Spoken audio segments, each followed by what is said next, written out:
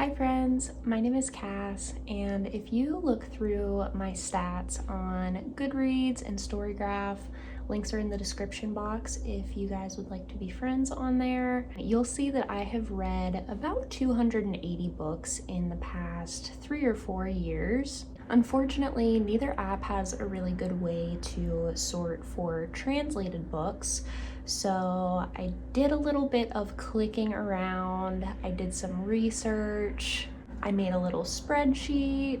I was generally just being a really big nerd about it, and unless I missed any, I counted that 60 of those 280 books were written by women and translated into English.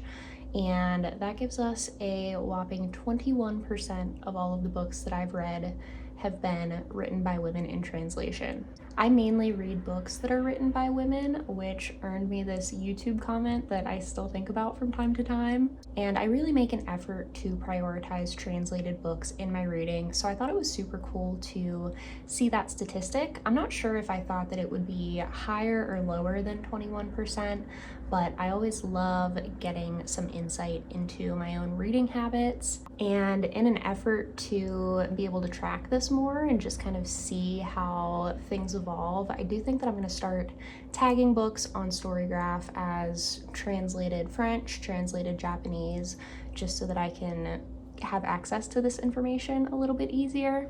And if you don't know, the reason why I'm doing all of this research is because August is Women in Translation Month. This is an annual celebration of women writers around the world who are writing in languages other than English, and it was started by Maytal Radzinski in 2014, so this is the 10th anniversary of it. There's a website, womenintranslationmonth.org, that has a bunch of reading lists and some other cool things to look at if you want to learn more about it and get even more recommendations than what I'm going to talk about here. But they have some interesting statistics on the website. So less than 31% of translations into English are written by women. So I think that it would be really cool to eventually get to 31% or more of the books that I read being women in translation books. Also, only 36% of books translated into English are from non-European countries. And I know that this is definitely a gap in my personal reading. So if you guys have any recommendations for books that are from non-European countries or just written by authors of color in general, definitely leave them in the comments. I feel like this channel is like a symbiotic relationship where I tell you guys about cool books and you in turn tell me about cool books. So I really want to use this video as like a resource and a reference. I know a lot of people will typically make a Women in Translation TBR for the month of August and try to mostly read women in translation books. I didn't do that this month just because I do read these books year-round, and I just had some other books that I wanted to prioritize for the month.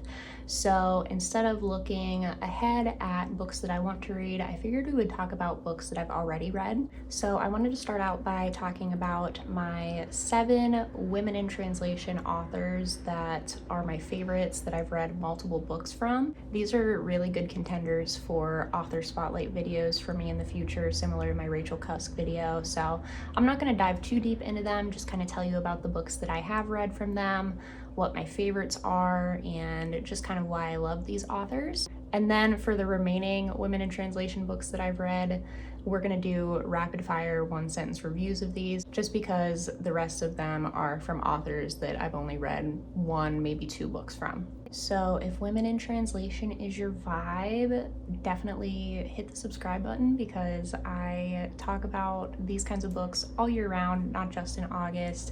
And like I said, I feel like I get so many great recommendations from the comments. There's always such a good back and forth with different recommendations and stuff. So yeah, I would love to have you here. I have a feeling this is gonna be a long one, so we're just gonna get right into it. So I have 7 authors here that are some of my absolute favorites, not only when we're talking about women in translation, but just in my personal library in general. These are women whose books I keep returning back to and keep reading more of as time goes on. and they're really just like powerhouses of my personal library, so I'm really excited to talk to you guys about them. First up, we have Annie Ernaux, who writes originally in French. I've read 8 of her books so far. I think I'm right around the halfway point as far as how many books in her catalog that I've read. So we've got Happening, which was translated by Tanya Leslie, Simple Passion, which was also translated by Tanya Leslie, I Remain in Darkness, which was also translated by Tanya Leslie, Exteriors, which was also translated by Tanya Leslie, A Girl's Story, which was translated by Allison Strayer, A Frozen Woman, which was translated by Linda Coverdale and Tanya Leslie, The Young Man, which was translated by Allison Strayer, and The Possession, which was translated by Anna Mashovakis. I feel like Annie Ernaux is really having her moment in the sun since she won the Nobel Prize, and she is one of the authors that I've read the most just in general.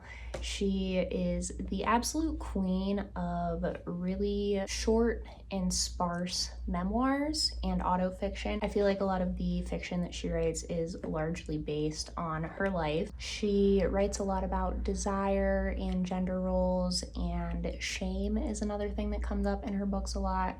And I feel like she is just so talented at writing honestly about human emotions and wanting. I'd have to say that my favorite book of hers so far is A Girl's Story, which talks about her coming of age at a summer camp as a teenager, and it's her older self looking back on that time and just reflecting on how it affected her. And I just thought that it was so raw and relatable and just absolutely my favorite from her so far. Next, we have Simone de Beauvoir, who's also a French author. I've read 5 of her books so far. We have Les Belles Images, which was translated by Patrick O'Brien, Inseparable, which was translated by Sandra Smith, The Woman Destroyed, which was translated also by Patrick O'Brien, Memoirs of a Dutiful Daughter, which was translated by James Kirkup, and The Prime of Life, which was translated by Peter Green. I feel like Simone is kind of an intimidating author to start reading, just because she dealt with so many different things in her work. She was a philosopher and was just super involved in intellectual life in Paris around the mid-20th century. There are definitely some historical and political elements to her work, but she also talks a lot about feminism. I have a copy of The Second Sex on my shelf. Mine is like so large and chunky, and it's been very intimidating to me, but I'm hoping to start it soon. I think if you're looking to get into her, you can't go wrong with The Woman Destroyed, which is a collection of 3 different stories talking once again about gender roles, marriage, motherhood, feminism, and I think Inseparable is also another good place to start with her. This is a fictional retelling of her really close friendship with another young girl when they were growing up. Super touching and a really good like friendship-centered book. The next author that I wanted to talk about is Clarice Lispector, who I've read 5 of her books. She originally wrote in the Portuguese. I've read The Hour of the Star, which was translated by Benjamin Moser, An Apprenticeship or the Book of Pleasures, which was translated by Stefan Tobler, Agua Viva, which was also translated by Stefan Tobler, The Chandelier, which was translated by Magdalena Edwards, and Near to the Wild Heart, which was translated by Allison Entrekin. Clarice is another one that I feel like is kind of intimidating to get into just because her mind was so singular and the voice that she wrote with was so unique. She can be very like stream of consciousness, and she just dives into these themes of love and freedom and the passage of time and memory. And if you just kind of let go of this idea that you need to understand every single thing that she's saying, I think that you can really get lost in her work, and it can be a really beautiful experience. I personally had like a religious experience with An Apprenticeship or the Book of Pleasures. It was the first book that I read in 2023, and I feel like it really just like set me up for a successful reading year because I loved it so much. Then I wanted to talk about Elena Ferrante, who originally writes in Italian. I've read 4 of her books so far, so I've only just scratched the surface of her work, I feel. And I'm not going to linger here too long because I feel like everyone knows and loves Ferrante. I believe that Anne Goldstein translates all of Ferrante's work. She translated all 4 of the books that I've read so far. I've read My Brilliant Friend, In the margins, on the pleasures of reading and writing, The Lost Daughter, and The Story of a New Name. Ferrante is best known for her Neapolitan quartet, which is made up of My Brilliant Friend, The Story of a New Name, and then there are two others that I haven't gotten to yet. I went into My Brilliant Friend expecting to love it because everybody raves about the series, and I came out of the first book feeling a little bit disappointed, just didn't really understand why everyone was hyping it up so much. But when I read The Story of a New Name this summer, I was like, okay, I understand why everyone talks about these books constantly. So I'm really excited to continue reading from her. I would recommend starting with The Lost Daughter so far out of the books that I've read. I think this is a great summer read, and it is a lot shorter than the quartet, and yeah, I think that this would be a good entry point. I also wanted to talk about Tove Ditlevsen, who originally wrote in Danish. I've read 4 of her books so far. I believe that there is one other short story collection so far that has been translated into English. I do have that one on my shelf waiting to be picked up. But so far I've read Childhood, Youth, both this one and Childhood were translated by Tina Nunnally, Dependency, which was translated by Michael Favala Goldman, and together these 3 books make up the Copenhagen trilogy, which has also been published in one volume with like a black cover with a similar photo of her on the front. The other novel of hers that I've read was The Faces, which was also translated by Tina Nunnally. I highly recommend the Copenhagen trilogy. I think that Dependency was my favorite of the 3. It is the last one, so you do kind of have to read all 3 of them for it to fully make sense, but it talks about her life from childhood through adulthood and the struggles that she faced. Dependency was really harrowing, talking about reliance on drugs and some not great relationships that she was in. I would really like to reread the Copenhagen trilogy at some point. Finally, I wanted to talk about Miko Kawakami, who originally writes in Japanese. I've read 3 of her books so far. I am just missing one, I believe, that's been translated into English, but I haven't picked it up yet. So far, I've read Breasts and Eggs. This was a book that I read really early on in my getting back into reading as an adult journey, and I absolutely love this one. I've also read All the Lovers in the Night and Heaven, and all 3 of these books were translated by Sam Bett and David Boyd. Like I said, I loved Breasts and Eggs, but I think if you want something a bit shorter and easier to get into, Heaven is a really good place to start with her. She explores different things in all of her books. I haven't really been able to pin down like a specific set of themes that she's exploring. Breasts and Eggs has a lot to do with women's bodies and the right to choose to have a child and to choose what you do with your body. All the Lovers in the Night is a look into a romantic relationship, and then Heaven is an exploration of bullying. So yeah, she kind of jumps around as far as what she's looking at, but she was kind of my gateway author into books translated from the Japanese. So for those of you keeping score at home, that was 32 books by my favorite women in translation authors. And to round out this video, I wanted to talk about some books by authors that I'm maybe not as familiar with because I've only read 1 or 2 of their works. And just so we're not here all day, I'm gonna give you a quick 1-sentence review of each of these books. If you see me looking down, it's because I have my laptop with all of my notes down here. First up, we have Minor Detail by Adania Shibli. This was translated from Arabic by Elizabeth Jaquette, and my review of it is a harrowing, jaw-dropping book of a gruesome event in Palestinian history with a present-day perspective. 20 Fragments of a Ravenous Youth by Xiala Guo was translated from the Chinese by Rebecca Morris. My review is a coming-of-age story in vignettes about an actress navigating city life. Then we have Notes of a Crocodile by Qiu Maojin, which was translated from the Chinese by Bonnie Hui. This is an underrated queer classic following a group of friends trying to find their place in the world. Next, I have one book translated from the Danish, which is My Work by Ola Ravn, and this was translated by Sophia Hersey Smith and Jennifer Russell. My review is an honest, dark depiction of motherhood, mixing many different forms in an inventive way. I also have one book translated from the Dutch, which is What I'd Rather Not Think About by Jente Postuma.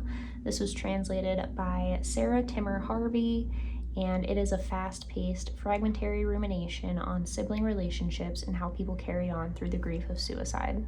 Next, we have books translated from the French. Annie Ernaux and Simone de Beauvoir are... Oh, I forgot Marie. Annie Ernaux and Simone de Beauvoir are my two main powerhouses in the French category. I just realized though that I forgot to talk about another favorite who is translated from the French, because I don't have any physical copies of the books that I've read of her so far, but that is Marie Andier. I've talked a lot about her in the past couple months on this channel. All of her books are translated from the French by Jordan Stump, and I've read My Heart Hemmed In, Self-Portrait in Green, and The Chef. My favorite by far was My Heart Hemmed In. I had a mind-blowing experience with that book.